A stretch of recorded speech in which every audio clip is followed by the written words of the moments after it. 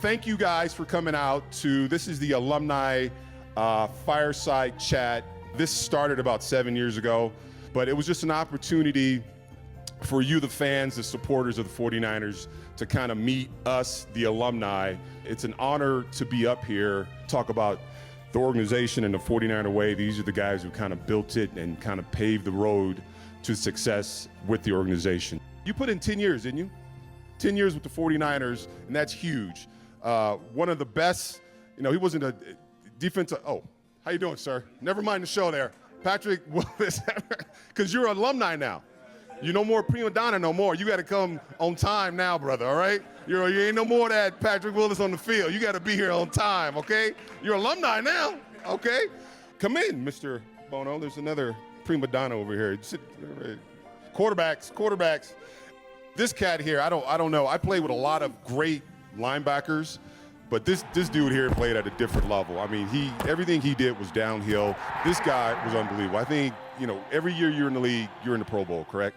And that's unheard of. I mean, that is hard to do, and he played at such a very high level. And we thank you for coming up here and hanging up with old guys. So, on draft day, now I remember looking up and I said, Lord, I don't know where you're gonna bless me to go, but wherever you bless me to go, I pray that you allow me to make it my home. You allow me to play the best football I can play, and you allow me to drive my cars where there's no rain, no mud, and I can and I can enjoy the sun. Everybody been texting me that day and texting. I'm like, man, stop texting me. Y'all gonna mess me up. Somebody gonna mess around and call, and I'm gonna miss it. All of a sudden, my phone's ringing, and I'm looking at it, and it says CA. Now I'm thinking if San Fran's gonna call, it's gonna be SF. It's gonna say SF on it. So I almost didn't answer the phone. Because I was like, man, I don't know what this CA is. I ain't gonna answer this because they're gonna mess up. Miami had just picked Ted Ginn at number 10. And here number 11 is, and me and Marshawn is still on the clock, and obviously they had Frank, but me and Marshawn, I'm thinking they're gonna take Marshawn. I thought I was gonna end up in Buffalo, and I was already like, Lord, I know you real. I know you real. You've been in my life my whole life. I don't know what's about to happen. And all of a sudden, San Fran called me. When I came to the Niners in 1990, Steve was the third quarterback, correct?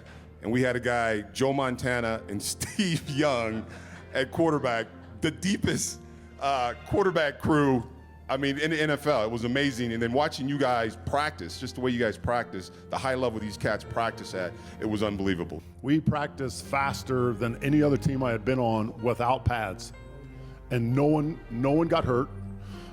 Everybody knew where they were supposed to be. Defensive players were in position to make a tackle, but they were allowed to let the guy go and let Roger run, let Jerry run, let Ricky run. The practices were absolutely amazing.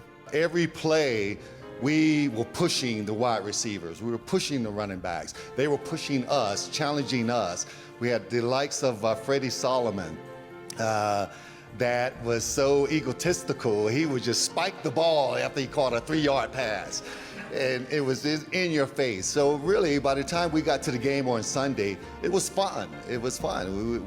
The hard work was during the week. We talked about the quarterbacks.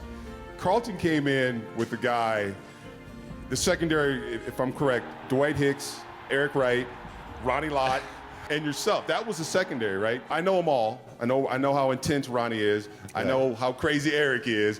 What was it like playing with those guys? It was really every day, every practice that we had, every game that we had was one of fulfillment. We didn't want to let each other down.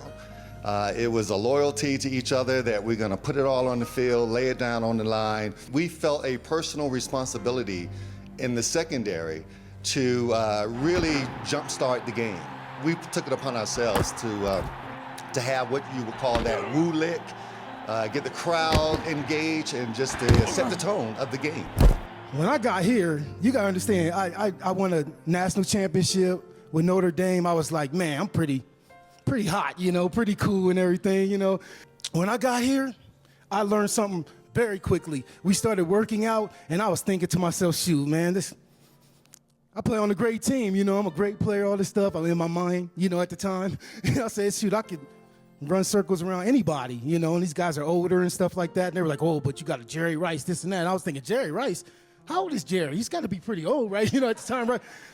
He can't run circles around me, We got on this hill that Do any of you know about the hill, Jerry Rice Hill, the Roger Craig Hill?